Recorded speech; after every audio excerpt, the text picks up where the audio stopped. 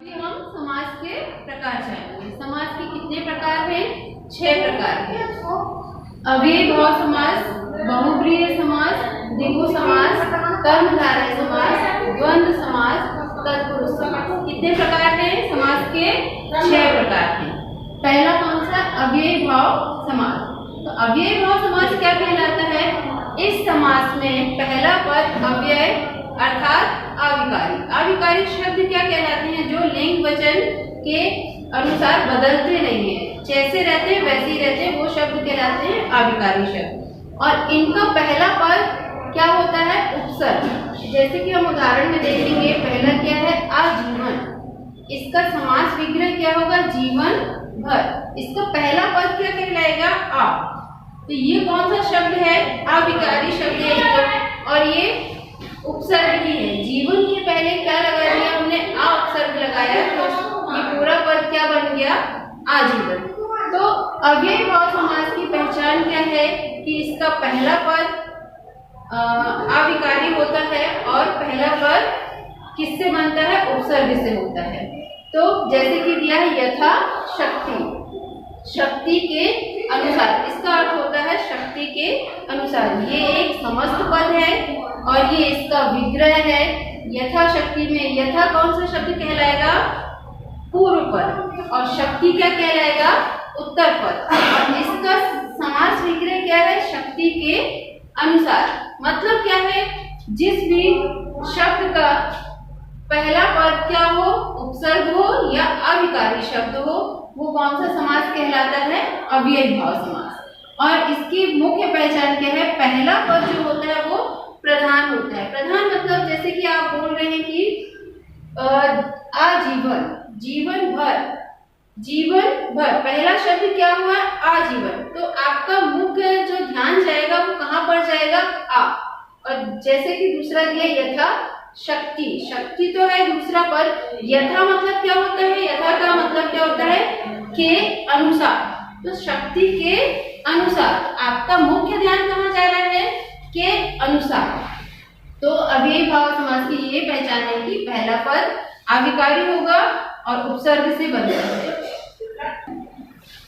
दूसरा समास कौन सा है? बहुब्रीहि समास। इस समास की पहचान कैसे होती है? इस समास के दोनों पद अप्रधान होते हैं तथा तीसरा पद प्रधान होता है। अप्रधान मतलब कि उस पे हमारा ध्यान कम जाता है और तीसरा पद जो निकलता है उस पे वो कौन सा होता है? प्रधान होता है। जैसे कि दशानन, 10 है आनंद अर्थात मुख, है ना? अर्थात कौन? रावण।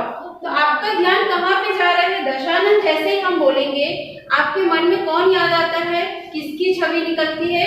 रावण की। तो 10 है आनंद, इसका समास विग्रह क्या होता है? 10 है आनंद जिसके, लेकिन अर्थात क्या निकल रहा है? रावण। तो इसका तीसरा पद, दो पद कौन से होते हैं? 10 और दूसरा पद कौन सा कहलाएगा? आनंद।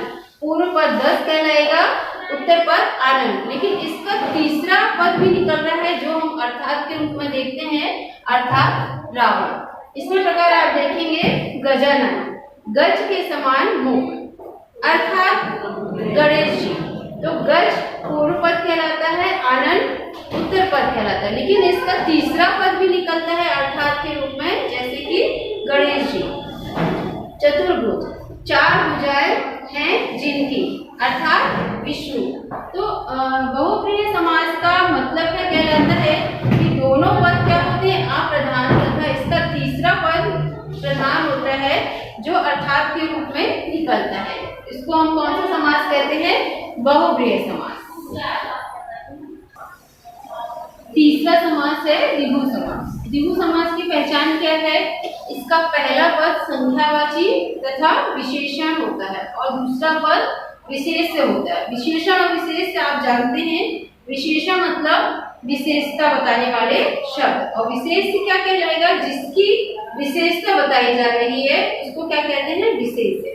एग्जाम्पल आप देखेंगे, उदाहरण पंचवटी, 5 बटों का समाहार। मतलब जो 5 बटों से मिलकर बनता है उसको क्या कहते हैं?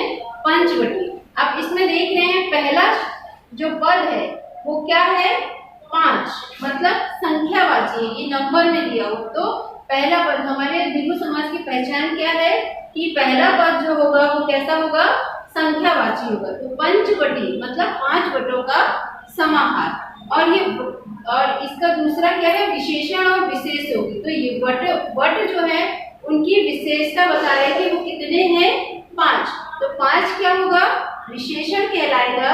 और जिसकी विशेषता बताई जा रही है, मतलब कहाँ किसकी विशेषता बता रहे हैं यहाँ पर, वट की, तो ये क्या कहलाएगा, विशेष।